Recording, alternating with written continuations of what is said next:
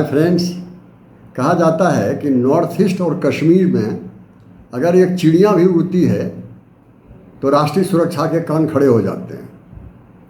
और मणिपुर में तो दंगा हुआ है, ऐसे दंगे का सीधा असर पड़ता है राष्ट्रीय सुरक्षा से, इसमें दो राय नहीं है। लेकिन मणिपुर के दंगे में दो अजीब चीज़ देखने को मिला। पहली बात तो हैवानियत देखी, आदमी कितना हैवान हो सकता है, और हैवानियत की हद देखी। लेकिन सिर्फ हैवानियत नहीं, इंसानियत भी देखा हमने आपने, और इंसानियत की पराकाष्ठा देखी। दोनों चीज़ देखने को मिला। तो थोड़ा इंसानियत की दो तीन बातें ज़रा जान लें। पहली बात तो ये कि मणिपुर में एक जगह है जिसका नाम है चुराचांदपुर। वहाँ पर मैती समाज के लोग भी हैं और कुकी समाज के हैं। मैती समाज वाले कम हैं। तो मैती समाज के लोगों को कुकी समाज के लोगों ने घेर लिया।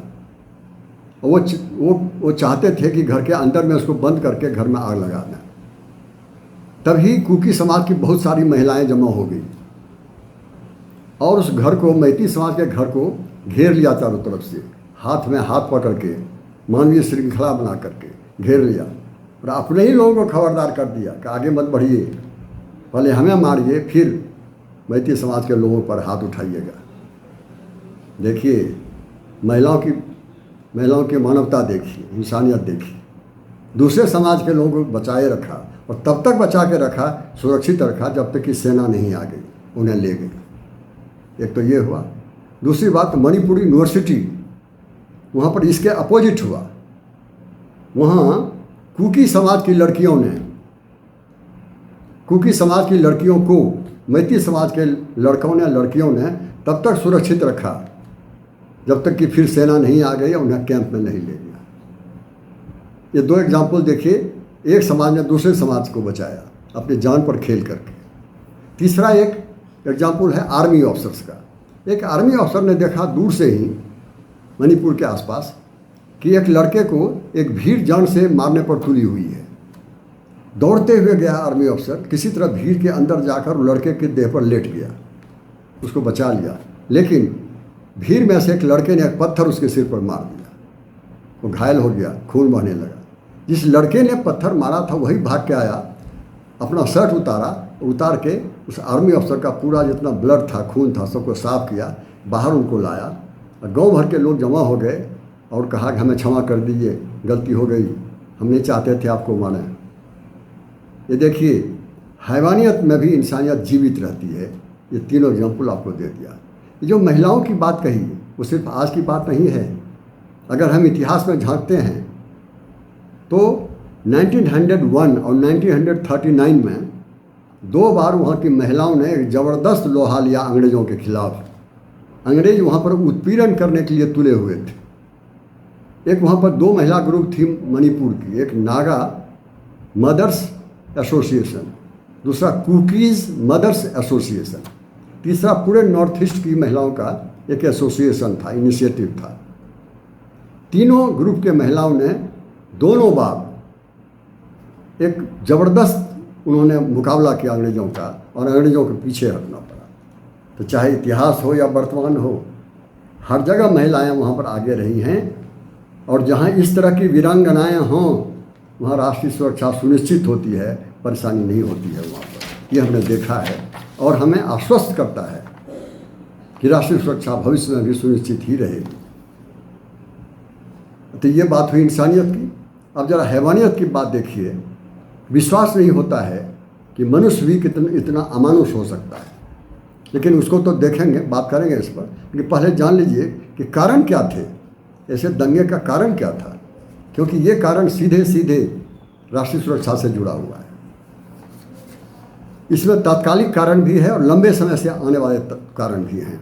आप जानते हैं कि ये दो समुदाय के बीच में दंगे हुए हैं, एक कुकी समुदाय है, दूसरा मैती समुदाय है। तो पहले मैती समुदाय को जान लें। मैती समुदाय वहाँ पर 55% है। टोटल पॉपुलेशन वहाँ पर 29 लाख है। 29 लाख लोग रहते हैं, उसमें से 55% मैती हैं। मैती में 3 धर्म के लोग रहते हैं।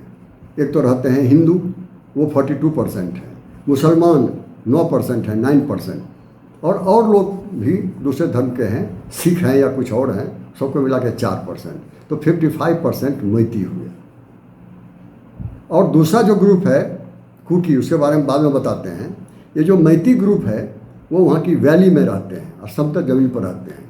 ये समतल और वैली ज़मीन सिर्फ 10% ज़मीन है मणिपुर का। मणिपुर में टोटल 23,000 स्क्वायर किलोमीटर एरिया है, उसमें से 10% में ये 55% लोग वहाँ पर रहते हैं। वो एरिया जो है बहुत अच्छा एरिया है, उपजाऊ भी है, वो समतल ज़मीन है और वैली है वहाँ पर। तो एक तो ये हो गया इसके बारे में। अब इस बीच में क्या हुआ कि हाईकोर्ट ने एक जजमेंट दिया। उस जजमेंट में कहा कि मैती समाज के लोगों को भी शेड्यूल्ड ट्राइब में रखा जाए। मैती समाज के लोग पहले थे शेड्यूल्ड ट्राइब में। जब मणिपुर इंडिया में मर्ज किया, इंडिया में शरीक हुआ 1949 में, उसके पहले मैती वाले लोग भी शेड्यूल्ड ट्राइब ही थे, लेकिन उनको हटा दिया था क्योंकि थोड़े से विकसित लोग हैं, उतने गरीब नहीं हैं। तो एक तो ये हो गया मैती, और मैती समाज के पक्ष में हाईकोर्ट ने जजमेंट दिया, जिससे कि कुकी समाज का स्टूडेंट एसोसिएशन जो था वो उग्र हो गया, उसने विरोध किया, और विरोध इतना प्रबल हुआ तो दंगा का रूप ले लिया उसने। ये बात हुई है। ये तो बात हुई मैती समाज के बारे में, जो वहाँ के ओबीसी हैं और हाईकोर्ट के जजमेंट के अनुसार उनको शेड्यूल ट्राइब का दर्जा मिलने वाला है, तो इसी कारण से वहाँ पर दंगे हुए। अब दूसरा जो है, दूसरा ग्रुप, वो सब के सब शेड्यूल ट्राइब पहले से ही मिला हुआ है। ये जो शेड्यूल ट्राइब वाले ग्रुप हैं, इसमें दो तरह की जातियाँ हैं, एक तो कुकी और दूसरा नागा।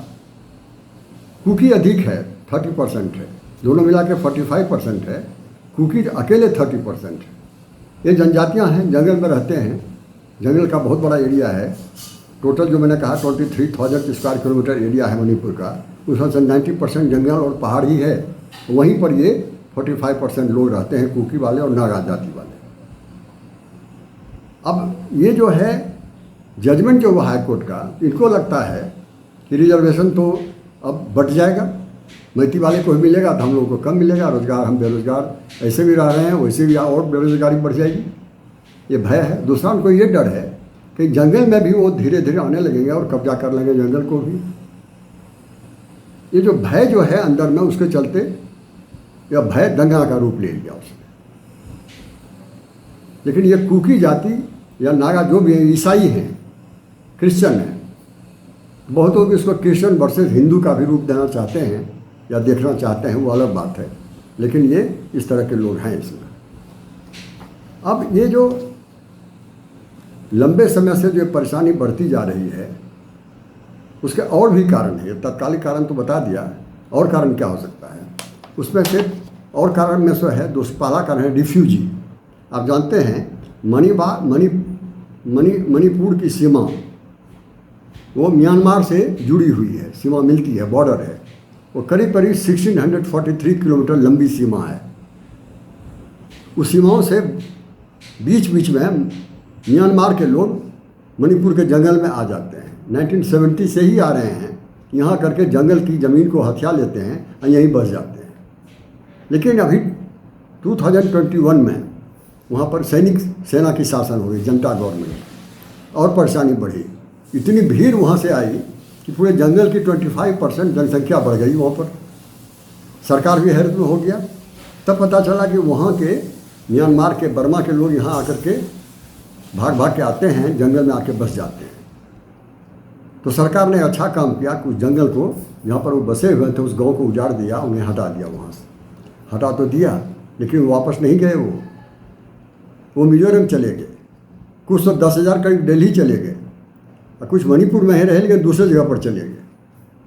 इस तरह से वापस नहीं जाके वहीं रह गए। अब ये जो रिफ्यूजी का प्रॉब्लम इंडिया में बार बार हो रहा है, बाहर से लोग आ रहे हैं, उसका रास्ता नहीं निकल रहा है कुछ। उसका एक बड़ा कारण ये है कि ये यूनाइटेड नेशन ने एक रिफ्यूजी कन्वेंशन किया था 1951, और फिर इसी का 1967 में प्रोटोकॉल हुआ, लेकिन इंडिया ने उस पर साइन नहीं किया है। उसके अनेक कारण है, कई कारण से इंडिया ने साइन नहीं किया। अब साइन जो नहीं किया है, तो ये जो रिफ्यूजी का प्रॉब्लम है, उसे विस्थापित करने में, उसको सेटल करने में इंडिया को बड़ी परेशानी हो रही है। क्या करें, वापस भेजें, नहीं भेजें, और यूनाइटेड नेशन से कुछ सुविधा तो मिलती नहीं है। तो इस कारण से भी रिफ्यूजी जो बाहर से आते यहाँ के लिए समस्या बन जाते, और सुलझाने का भारत के पास कोई लीगल कारण नहीं है जो यूनाइटेड नेशन को बोले। अब ये जो बहुत सारे रिफ्यूजी यहाँ पर बसे हुए हैं, तब जो मणिपुर में दंगा हुआ उसमें देखा गया ये रिफ्यूजी भी लूटपाट में हिस्सा ले रहे हैं। देखिए किस तरह से ये रिफ्यूजी कारण बन जाता है दंगे का वहाँ पर। दूसरी बात क्या हुआ, इधर सर्वेक्षण हुआ है, सर्वे हुआ है वहाँ पर जंगल का। पता चला जंगल में काफ़ी पेट्रोलियम है और साथ ही साथ मिनरल भी काफ़ी है, खान है वहाँ पर, तेल है वहाँ पर। तो वहाँ पर तो जंगल में ये वहाँ के ट्राइबल लोग रह रहे हैं, मैती तो रह नहीं रहे हैं। तो मैती लोग भी वहाँ पर नज़र गड़ाए हैं, अगर वहाँ पर मिनरल है, पेट्रोलियम है तो इंडस्ट्री खुलेगा, हम भी वहीं जाएंगे। इस कारण से भी वहाँ के ट्राइबल लोग डरे हुए हैं कि कहीं यहीं आकर के ना वो फिर हम लोगों का जैसा उनको भय है कि जंगल का एरिया भी हथियार लेंगे वो। तीसरी बात क्या हुआ है, दूसरे देशों से बहुत सारे हथियार यहाँ आते हैं, वेपन्स आते हैं, ड्रग आते हैं, ह्यूमन ट्रैफिकिंग होता है। इस सब से क्या होता है कि समाज का अपराधीकरण बढ़ता जा रहा है, छोटी छोटी बातें बड़ी बातें बन जाती हैं। और जो अगर दंगा हुआ सिर्फ लाठी डंडे से नहीं, बड़े बड़े औजार आ जाते हैं, हथियार आ जाते हैं, वो यूज होते हैं। वो हथियार भी आग का काम करता है, आग में घी का काम करता है जो बाहर से हो रहे हैं। तीसरी बात क्या है, ये दोनों समुदायों में जो ट्राइबल हैं और मैती हैं, इनके बीच में जो छोटी छोटी समस्या हैं उनको समय पर अगर दूर कर दिया होता, उस समस्या को इग्नोर किया गया, समस्या को नेगलेक्ट किया गया, टालता गया, और छोटी छोटी समस्या बड़ी समस्या बन गई। और जब ये बड़ी समस्या बन गई तो वो क्या हो गया, फिर ये पॉलिटिकल क्रिमिनलाइजेशन होने लगा। ये जो क्रिमिनल लोग हैं वो भी पॉलिटिशियन होने लगे और समस्या बढ़ती चली गई। और अंत में एक और बड़ा कारण हुआ, वो है हिंदू वर्सेस क्रिश्चियंस। जैसा मैंने कहा कि मैती में 42% हिंदू हैं, उधर 45% जो हैं वो नागा और कुकी मिला करके ईसाई हैं। तो बहुत से जो धर्म की राजनीति पर जीते हैं लोग, उनको मौका मिल जाता है कि भले दो धर्म वाले आपस में लड़ें और हम रोटी अपनी सेक लें। ये सारे कारण हैं जो वहाँ पर दंगे हुए। और यह पहली बार दंगा नहीं हुआ है, पहले भी हुआ है। हालांकि सबसे बड़ा दंगा पहली बार अभी ही हुआ है। ये सारे कारणों से दंगे होते रहे हैं। अब इन दंगों की समीक्षा हम करेंगे, विश्लेषण करेंगे, एनालिसिस करेंगे। जहाँ तक समीक्षा की बात है, विश्लेषण का बात है, एनालिसिस की बात है, तो पहली बात तो ये कि नॉर्थ ईस्ट में जो इंसर्जेंसी है, ये दुनिया का सबसे पुराना इंसर्जेंसी है। दुनिया में बहुत जगह इंसर्जेंसी चल रही है, अफ्रीका सब में या लैटिन अमेरिका में बहुत जगह हुआ है, वेस्ट एशिया में, लेकिन सबसे पुराना यही है। इसमें दो तरह की बातें होती है। एक तो जो इंसर्जेंट होते हैं वो सेपरेटिस्ट होते हैं, वो चाहते हैं भारत से अलग हो करके एक और देश हम बना लें। नागाओं ने कभी ये मांग किया था, मिजो लोगों ने भी ये मांग किया था, तो वो अलग देश ही चाहते हैं। दूसरे लोग हैं जो जिनका डिमांड कुछ है, हमको विशेषाधिकार दीजिए, कुछ स्पेशल राइट दीजिए, कुछ प्रिविलेज दीजिए। तो ये जो है इंसर्जेंसी, देश को अलग करने के लिए, देश को तोड़ने के लिए ये चल रहा है और सबसे पुराना है ये। अगर दूसरा एक और फिर क्या होता है कि ये जो इंसर्जेंट लोग हैं ये सरकार के विरुद्ध लड़ते हैं, सेंट्रल गवर्नमेंट के विरुद्ध लड़ते हैं, ये पुलिस के खिलाफ लड़ते हैं, ये सेना के खिलाफ लड़ते हैं।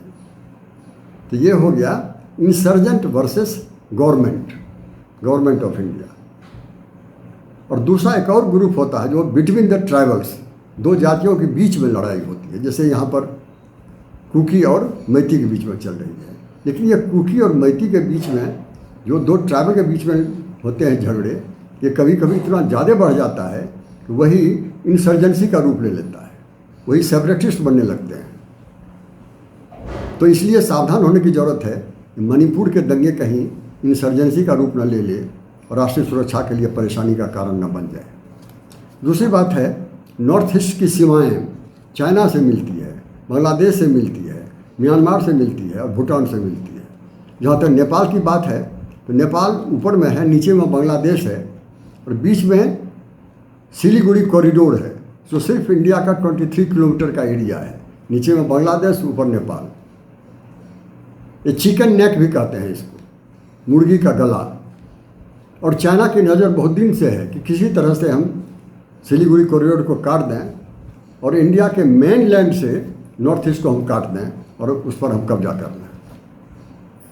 तो देखिए कि ये छोटी छोटी बातें मणिपुर की कितनी भीषण बातें, बड़ी बातें बन जाती हैं। ये इंडिया के सेपरेशन का भी कारण बन सकता है ये छोटी सी बात। तीसरी बात है कि वो जो इंसर्जेंसी होते रहते हैं, दंगे होते रहते हैं, इसका जैसे और देश के और भाग में भी होता है, यहाँ भी होता है कि बेरोजगारी बड़ा कारण होता है। आर्थिक बेबसी इतनी अधिक बढ़ जाती है, लोग उतारू हो जाते हैं एक दूसरे को मार काट करने के लिए। तो बेरोजगारी को दूर करना बहुत ज़रूरी है, इसलिए कि वो कहीं राष्ट्रीय सुरक्षा के लिए और परेशानी ना बढ़ जाए। और तीसरी बात है, कहा जाता है कि जंगल में जो रहते हैं वहाँ उनका जन्मसिद्ध अधिकार है जंगल पर। जंगल में बहुत सारे रिसोर्सेज वहाँ नहीं हैं, वो बहुत अधिक संपत्ति वहाँ नहीं है। जो भी है जंगली लोग हैं, अपना उसको एंजॉय करते हैं, उसी में लाइफ जीते, वही जानवर, वही फल, वही लकड़ी, वही उनका होता है। लेकिन अगर आप उनका हक छीन लेंगे जो जन्मसिद्ध है, शुरू से ही है, अंग्रेज़ों ने अभी उन्हें नहीं हटाया, अगर उनका हक छीन लेंगे तो लड़ेगा, एक और नक्सलाइट आंदोलन बनेगा। इसके पहले की समस्या हाथ से निकल जाए, उसको शुरू में ही हल कर लेनी चाहिए। तो इसको इस नज़र से देखा जाता है। तीसरी बात, जैसा मैंने पहले भी कहा कि रिलीजियस फैक्टर भी है। ये राजनीति करने वाले लोग धर्म की बैसाखी पर चढ़ करके ये अपना स्वार्थ साधते हैं। ये देखना पड़ेगा कहीं ईसाई वर्सेस हिंदू ना हो जाए। वहाँ हिंदू 42% है और पूरे नॉर्थ ईस्ट का जो 7 स्टेट है उसमें से ये तीसरा है जहाँ पर इतने अधिक हिंदू हैं। सबसे अधिक आसाम में हैं और फिर त्रिपुरा में भी हैं और यहाँ पर हैं, और नहीं तो भरा हुआ वहाँ पर ईसाई है। तो कहीं ईसाई और हिंदू का रूप, दंगे का रूप ना बढ़ता चला जाए, इस पर गौर करके रखना बहुत ज़रूरी है। जो भी है, अंत में निष्कर्ष में दूंगा ये कि 1990 में एक सर्वे हुआ था और सर्वे ने रिपोर्ट दिया था कि 73% जितना भी एरिया है नॉर्थ ईस्ट का वो क्राइम फ्री है, वहाँ क्राइम होता ही नहीं है। और दूसरी बात कि वहाँ पर ये 2 बड़े बड़े अकॉर्ड हुए, एग्रीमेंट हुए हैं। एक तो असम एग्रीमेंट, दूसरा मिजोरम एग्रीमेंट। उसने करीब करीब इंसर्जेंसी की कमर तोड़ दी, शांति आने लगी। लेकिन अब भी पूरी तरह शांति नहीं आई है। इसलिए ज़रूरी है वहाँ पर कि नागाओं के साथ भी, मणिपुरी के लोगों के साथ भी, मेघालय के लोगों के साथ भी और त्रिपुरा में भी एक उसी तरह का एग्रीमेंट हो, उसी तरह का अकॉर्ड हो, ताकि और सुनिश्चित हो जाए कि आपस में लड़ करके देश का टुकड़ा हम ना करें। इन्हीं बातों के साथ मैं विश्वास करता हूँ कि ये जो लगता है कि आपस में छोटी छोटी बातों को लेकर दंगे होते हैं, राष्ट्रीय सुरक्षा के लिए बड़ी परेशानी का कारण बनता है, ऐसा नहीं होगा। ये समय रहते इसको सुलझाया जाएगा और राष्ट्रीय सुरक्षा को सुनिश्चित की जाएगी। Thank you very much to each and every one of you.